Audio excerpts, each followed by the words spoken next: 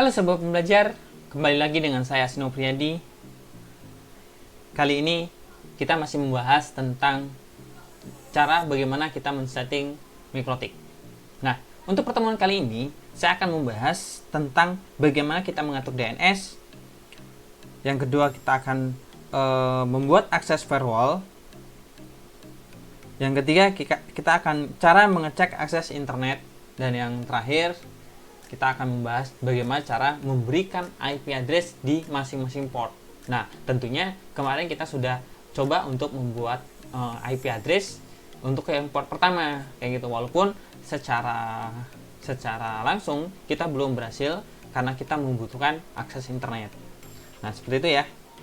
Jadi yang hari ini kita akan membuat port untuk port 2 untuk LAN dan port 4 untuk hotspot.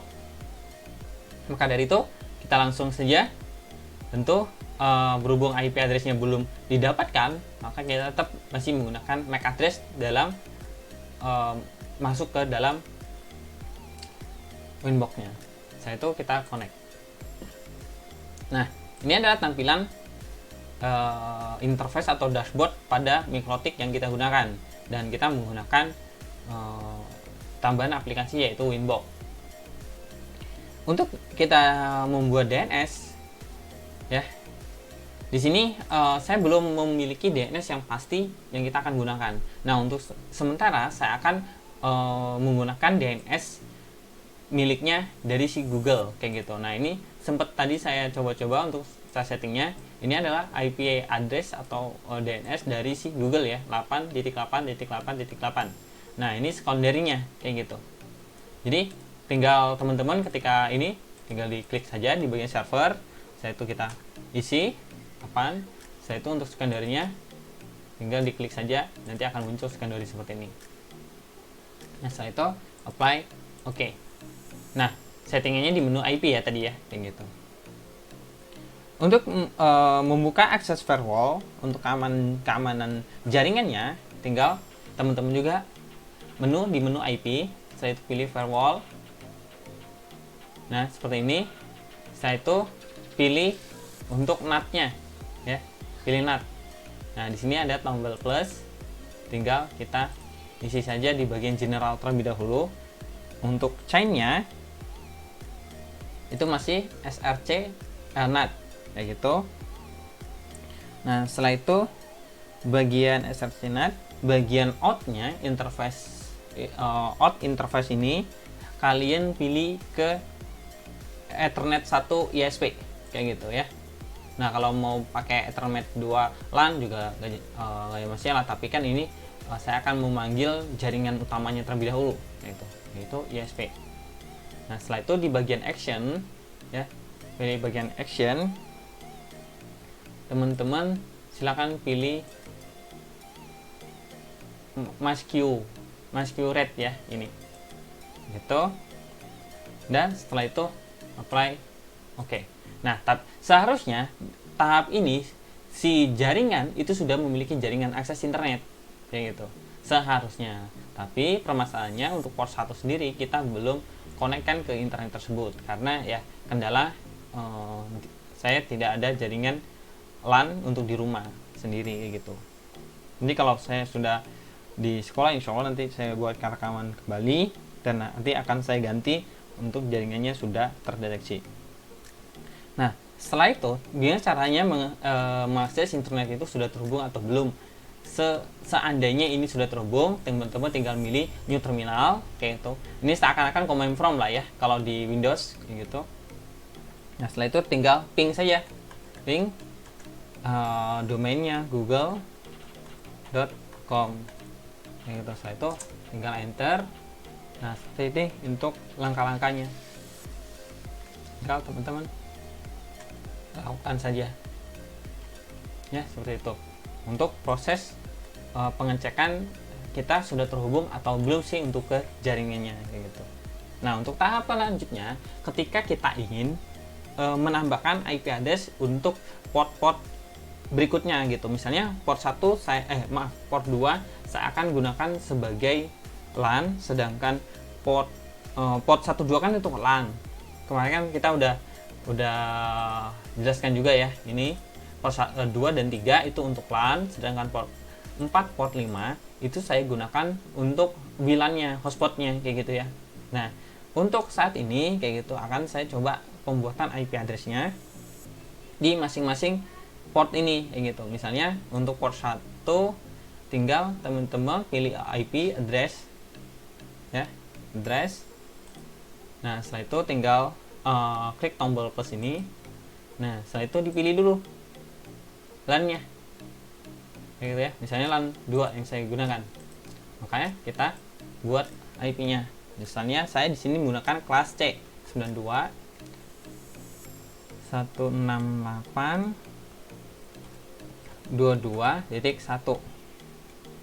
Nah, untuk jumlah portnya total, karena saya nanti akan hubungkan ke switch lagi, maka 24 port. Misalnya, kalau mau 32 terserah, mau 8 port terserah, bebas kayak gitu ya. Nah, setelah itu apply.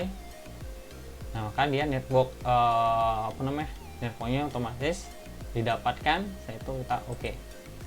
Nah, ini untuk LAN 2. Gimana caranya kalau kita menggunakan LAN LAN 3 sama itu ya. Misalnya saya menggunakan jenis IP address kelas B ya, 171 misalnya 80.20.2/24. Nah, ini jangan lupa dirubah dulu ke LAN 3. Saya apply. Nah, otomatis ya dapat juga. Saya itu oke. Nah, ini untuk LAN 3-nya. Nah, kalau hotspot gimana? Nah, jadi gini, hotspot kan kondisi hotspot itu kan banyak ya, banyak penggunanya kayak gitu. Nah, kita mau kombinasikan bebas gitu. Teman-teman mau menggunakan IP address apa gitu. Misalnya saya akan menggunakan kelas A nih, kayak gitu. Kelas A IP address-nya 10.20.30.1 misalnya lah, kayak gitu ya. Nah, ini jangan lupa diganti juga WLAN 3 apply per, ini nggak usah ya, nggak usah pakai per aja lah ya gitu. Boleh juga kalau mau bebas lah gitu gimana caranya. Nah, saya itu oke. Nah, itu juga untuk WLAN-nya, WLAN port 5-nya gitu. Teman-teman tinggal atur saja, misalnya ini pakai kelas C juga 192.168.60.2 misalnya, 1 boleh gitu. Nah, itu ini WLAN 5 per 24 jangan lupa, atau per 32 boleh. Oke. Nah, maka dari masing-masing port ini sudah memiliki IP address tersendiri kayak gitu. Nah, secara otomatis ya dia berurutan kayak gitu, walaupun kita tadi buatnya dari port 2, 3, 4, 5 gitu, tapi secara otomatis address listnya akan memberi informasi bahwasanya IP address yang kelas pertama, kelas A, B, C kayak gitu ya, itu di paling bawah. Jadi udah langsung diurutkan. Nah, seperti itu untuk langkah-langkahnya. Oke, nah sekarang saya akan tambah sedikit lagi untuk bagaimana cara setting DHCP servernya kayak gitu ya. Kalau kemarin kan kita menggunakan DHCP client kayak gitu yang kita sudah buat nih gitu. Tapi kalau sebenarnya kalau sudah normal dia statusnya bukan stop kayak gini gitu, status normal gitu, udah berjalan gitu. Nah, sekarang kita coba buat DHCP servernya. Nah, ini adalah DHCP server yang secara dari si mikrotiknya sudah dimiliki kayak gitu. Nah, di sini ya. Nah, di sini bukan ditambah seperti ini ya untuk prosesnya, tapi teman-teman tinggal klik DHCP setup-nya ini gitu, untuk men-settingnya gitu. Klik saja. Nah, tinggal DHCP servernya teman-teman mau gunakan kemana nih, nah gitu ya. Nah, di sini kan untuk settingan sekali ini saya menggunakan LAN nih untuk menghidupkan. Jadi saya menggunakan Ethernet 2 LAN gitu. Nah, setelah itu kita next kayak gitu. Nah, ini untuk IP-nya, IP yang tadi kita buat ya. Nah, itu yang kita buat tadi, itu secara otomatis dia sudah mendapatkan Itu kalau walaupun tadi kalau teman-teman buka lagi ya IP address-nya gitu, dia IP address-nya itu adalah LAN 2 ya. Nah ini 22.1 kayak gitu ya. Nah secara otomatis dia untuk networknya berapa, 22.0 kayak gitu ya untuk networknya. Nah setelah itu kita next saja. Nah ini gateway for DHCP-nya. Jadi gateway-nya adalah ini kayak gitu. Jadi server utamanya ini adalah nanti kayak gitu. Jadi berarti kliennya berapa? Setelah ini 2, 3, 4 dan seterusnya. Kayak gitu ya untuk prosesnya. Saya itu next. Nah ini range-nya ya.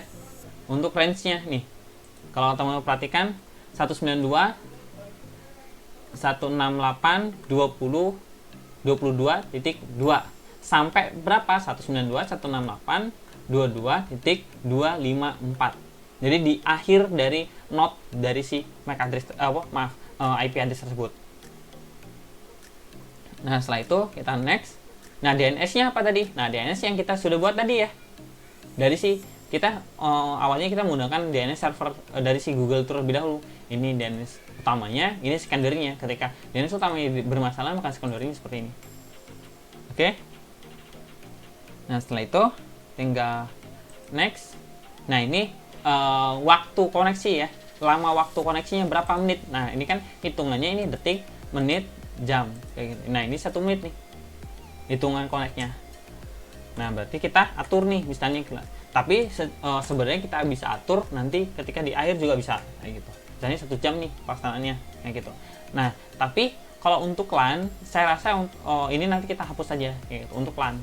Tapi kalau untuk WiFi kita perlu batasi kayak gitu ya, biar si klien itu kan jumlah dari kalau jumlah dari LAN itu kan sudah diatur kayak gitu, berapa personal komputer yang dibutuhkan kan kayak gitu. Ibaratnya switch yang kita gunakan berapa kayak gitu. Tapi kalau untuk WiFi itu kan sembarang orang bisa masuk kayak gitu. Nah kalau dia bertahan terus kan kasihan yang belakangan hadir kan. Nah maka dari itu biasanya kita batasi waktunya, biar apa? Biar bisa gantian ibaratnya gitu. Karena setiap hardware dari si access point itu memiliki kapasitas kayak gitu. Misalnya kapasitasnya 20 klien nih gitu. Ternyata udah masuk ke 20 klien. Orang ke 21 tidak bisa masuk kalau orang yang dari 1 sampai 20 klien itu belum dia keluar kayak gitu. Jadi kita harus batasi. Jadi untuk pergantian kayak gitu.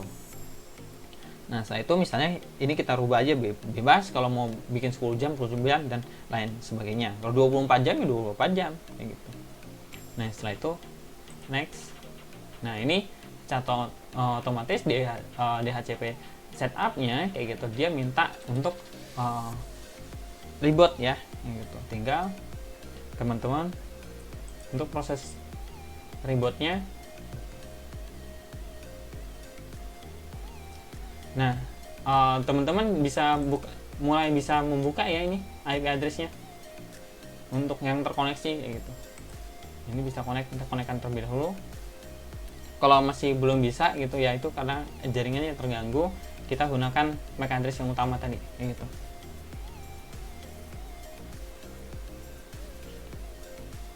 Nah seharusnya ketika next tadi kita reboot otomatis ya kayak gitu. Coba kita pakai MAC address-nya bisa. Nah ini